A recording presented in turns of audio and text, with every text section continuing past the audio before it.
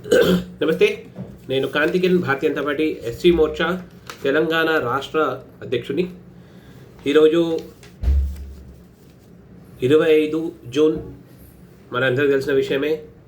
ఈ దేశ చరిత్రలో 25 జూన్ 1975లో ఇందిరాగాంధీ గారు ఈ దేశంలో ఎమర్జెన్సీ పెట్టడం జరిగింది. వాస్తవానికి ఎమర్జెన్సీ ఎందుకు పెడతారు? ఇంతకుముందు భారతదేశంలో ఎమర్జెన్సీ పెట్టినారా లేదా? ఎమర్జెన్సీ అనేది ఒక పాత ఘట్టం కదా, ఎందుకు దాన్ని మళ్ళీ గుర్తు చేస్తున్నారు అని చాలామంది ఎవరైతే ఈ మధ్యకాలంలో యువ యూట్యూబర్లు, యువ అంబేద్కర్ వాదులు మాట్లాడుతున్నారు కదా, ఇవన్నిటికీ కూడా చర్చ చేసి ఈ ఆధునిక యుగంలో జనాలకి ఏ రకంగా కాంగ్రెస్ పార్టీ డాక్టర్ బాబాసాహెబ్ అంబేద్కర్ రాసిన రాజ్యాంగాన్ని, దాని యొక్క స్ఫూర్తిని కాలరాసే ప్రయత్నం చేసింది అనే విషయానికి ఈ ఎమర్జెన్సీ అనేది ఒక నిలువెత్తు ఉదాహరణ. అయితే ఎమర్జెన్సీ అంటే ఏమిటి? డాక్టర్ బాబాసాహెబ్ అంబేద్కర్ రాజ్యాంగం రాయడం జరిగింది. రాజ్యాంగంలో ఆర్టికల్ 352లో ఒక ప్రస్తావన ఉన్నది. ఎప్పుడైనా సరే ఆంతరిక సురక్ష, ఇంటర్నల్ ఫైనాన్షియల్ ఏదైతే సమస్యలు, అదే రకంగా విదేశీ ఎక్స్టర్నల్ అగ్రెషన్ అంటే వేరే దేశాలు ఎవరైనా దేశం మీద దాడి చేసే సమస్య వచ్చినప్పుడు ప్రభుత్వము ప్రజల ఒక సంక్షేమ నిమిత్తము ఎమర్జెన్సీ పెట్టాలి అని ఒక ప్రస్తావన ఉంది. నెహ్రూ గారు కూడా దాదాపు 1900 వారు ప్రధానమంత్రి అయిన తర్వాత అటు పాకిస్తాన్తో యుద్ధం, చైనాతో యుద్ధం అయ్యే సమయంలో వారు కూడా ఎమర్జెన్సీ పెట్టడం జరిగింది. తర్వాత వెంటనే యుద్ధం అయిపోగానే దాన్ని తొలగించడం జరిగింది. మరి ఈరోజు ఈ 1975 సంబంధించిన ఇందిరాగాంధీ పెట్టిన ఎమర్జెన్సీ ఎందుకు అంత ఇంపార్టెన్స్ అనే విషయం తెలుసుకుందాము. యథావిధిగా పండిత్ జవహర్లాల్ నెహ్రూ తర్వాత ఇందిరాగాంధీ అధికారంలోకి రావడం, తర్వాత 1972లో సార్వత్రిక ఎన్నికలు జరిగినాయి. ఎన్నికలు జరిగిన తర్వాత యథావిధిగా అత్యధిక మెజారిటీతో ఆమె ఈ దేశానికి ప్రధానమంత్రి అయింది. కానీ రాయ్బరేలీలో ఎక్కడైతే ఆమె పోటీ చేసిందో, ఆమె ఒక ప్రత్యాశి ఎవరైతే రాజ్ నారాయణ్ ఉండేనో వారు అలహాబాద్ హైకోర్టులో ఒక కేసు పెట్టడం జరిగింది. దాదాపు ఒక 30-35 విషయాలను ప్రస్తావిస్తూ వారు అలహాబాద్ హైకోర్టులో కేసు పెట్టడం జరిగింది. ఏమిటి ఆ కేసు అంటే, ఇందిరాగాంధీ గారు ఏదైతే ఎన్నికలు జరిగినాయో ఆ ఎన్నికలలో ఆ జిల్లాకు సంబంధించిన కలెక్టర్ ద్వారా వారి యొక్క ఏదైతే ప్రచార సభలు ఉన్నాయో దాని అంత ఏర్పాట్లన్నీ కూడా అక్కడ లోకల్ కలెక్టరు, ప్రభుత్వ యంత్రాంగం, ప్రభుత్వ డబ్బులతోని అక్కడ దానికి సంబంధించిన ప్రచార మీటింగ్లన్నీ కూడా ఏర్పాటు చేయబడ్డది. ఇది ఎలక్షన్ కమిషన్కి విరుద్ధం. ఒకటి. రెండో విషయం ఏమన్నారంటే, నేరుగా ఆమె ఎలక్షన్ ఏజెంట్ అయితే ఎవరైతే ఉన్నారో ఆ ఎలక్షన్ ఏజెంట్ ఒక ప్రభుత్వ ఉద్యోగి.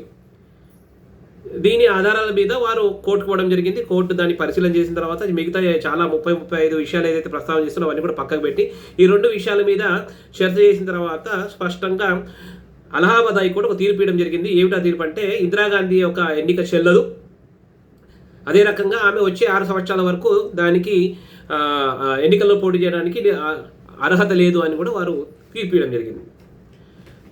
ఆ తీర్పుకు బాగా మనోవేదన చెందిన ఇందిరాగాంధీ సుప్రీంకోర్టు కూడా పోవడం జరిగింది. సుప్రీంకోర్టులో కూడా అలహాబాద్ హైకోర్టు ఇచ్చిన జడ్జిమెంటు సరైన జడ్జిమెంటు అని దాన్ని ఎంకరేజ్ చేయడం జరిగింది. దాని ఆధారంగా ఆమె బాగా మనస్తాప చెంది, ఎక్కడో ఒక చోట ప్రజా ఆదరణ నేను కోల్పోతున్నా, ఇక రాబోయే రోజుల్లో నా రాజకీయ భవిష్యత్తు అంధకారంలో ఉంది అని అప్పటి ప్రెసిడెంట్కి పిలిచి ఆయనతో బలవంతం పెట్టి, ఫక్రుద్దీన్ గారు ఉన్నారు అప్పుడు ప్రెసిడెంట్, వారిని ఈమె ఉత్తరాలతోని ఎమర్జెన్సీ 25 జూన్ రాత్రి ఎమర్జెన్సీ డిక్లేర్ చేయడం జరిగింది. సరే, ఎమర్జెన్సీ డిక్లేర్ చేసేసారు. ఎమర్జెన్సీ డిక్లేర్ చేసిన తర్వాత చాలామంది మేధావులు, రాజకీయ విశ్లేషకులు అందరూ అంటూ ఉంటారు వారి ఉపన్యాసాలలో, ఈ ఎమర్జెన్సీ కాలఘట్టం ఏవైతే ఉన్నది కదా, భారత చరిత్రలో ఒక నల్లటి రోజులు ఇవి, ఒక నల్లటి అధ్యాయంగా ఇది వాళ్ళు వర్ణిస్తుంటారు. ఎందుకు అంటే, దాన్ని ఇందిరాగాంధీ ఒక నియంతలాగా వ్యవహరిస్తూ ఎమర్జెన్సీని పెట్టి ఆమె వ్యతిరేకంగా ఎవరెవరైతే మాట్లాడుతున్నారో వాళ్ళందరినీ కూడా అన్ని పక్షాల వాళ్ళని, అటు రాష్ట్రీయ స్వయం సేవక్ సంఘ్, భారతీయ జనసంఘ్, ఆ రోజు సోషలిస్ట్ పార్టీ రామ్ మనోహర్ లోహియా, ఆ రకంగా చాలామంది ఆ రోజుల్లో ప్రముఖ నాయకుడు జయప్రకాష్ నారాయణ, అటువంటి ప్రముఖ నాయకులు ఎవరైతే సామాజిక ఉద్యమాలు చేస్తారో వాళ్ళందరినీ కూడా అరెస్ట్ చేసి జైల్లో పెట్టడం జరిగింది. కేవలం జైల్లో పెట్టడమే సరిపోలేదు, అదే రకంగా మొత్తం దేశం మొత్తం మీద కూడా ఒక సెన్సార్ పెట్టడం జరిగింది, మీడియా మీద సెన్సార్. ఏవైతే పత్రికలు ఏవైతే విషయాలు వాళ్ళు ప్రచురించాలో అవన్నీ ముందుగా ఇందిరాగాంధీ ఆఫీస్కి రావాలి, అవన్నీ చదవాలి, ఆమె చూసిన తర్వాత ఆమె ఓకే అంటే అది ప్రచురించాలి, లేకపోతే ప్రచురించవద్దు. ఆల్ ఇండియా రేడియోలో ఏవైతే టెలికాస్ట్ చేయాలో అవన్నీ ముందు, ఆ వార్తలన్నీ ముందు వచ్చి ఆమె ముందు చదవాలి, చదివిన తర్వాత ఆమె సరే అంటేనే అవి ప్రచురించేది. ఆ రకంగా మీడియా మీద కంప్లీట్ సెన్సార్ పెట్టడం జరిగింది. అదే రకంగా వాళ్ళ కొడుకు అయిన సంజయ్ గాంధీ యథేచ్ఛగా దేశం మీద పడి స్టెరిలైజేషన్ పేరుతోని ఎవరిని పడితే వాళ్ళని పట్టుకొని ఏదైతే పిల్లలు నియంత్రణ చేసే ఆపరేషన్ ఉంటుంది కదా, ఆ ఆపరేషన్ని యథేచ్ఛగా చేసి దుర్మార్గంగా దాదాపు ఆ రోజుల లెక్కల ప్రకారం దాదాపు 15 లక్షల మందికి ఆయన ఈ స్టెరిలైజేషన్ పేరుతోని పిల్లలు పట్టకుండా ఆపరేషన్ చేయించారు. చాలామంది యువకులు మాకు పెళ్లి కాలేదురా బాబు అని మొత్తుకుంటుంటే కూడా వాళ్ళని కూడా పట్టుకుపోయి ఆపరేషన్ చేయించడం జరిగింది.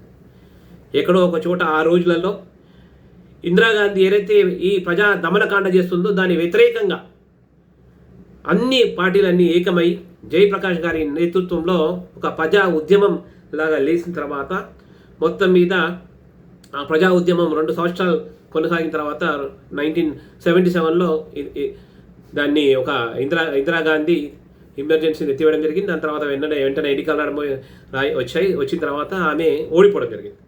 మొదటిసారి కాంగ్రెస్ కాకుండా సంకీర్ణమైన ఏదైతే అన్ని పార్టీల ఒక జనతా పార్టీ పేరుతోని మొరార్జీ దేశాయ్ గారు ఈ దేశానికి ప్రధానమంత్రి అవడం జరిగింది.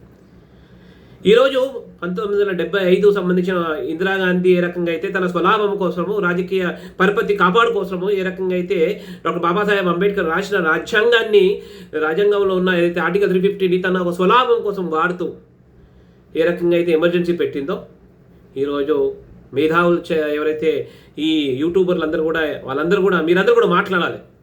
మరి ఈరోజు అంటా ఉన్నారు కదా పదే ఈ దేశంలో డాక్టర్ బాబాసాహెబ్ అంబేద్కర్ రాసిన రాజ్యాంగానికి ముప్పు వస్తుందని. 1975లోనే ఇందిరాగాంధీ తన స్వలాభం కోసం ఈ దేశంలో డాక్టర్ బాబాసాహెబ్ అంబేద్కర్ రాసిన రాజ్యాంగాన్ని అంధకారంలో నెట్టివేసి ఎమర్జెన్సీ పెట్టింది అనే విషయాన్ని ప్రజలందరూ కూడా గ్రహించాలి. జై భీమ్.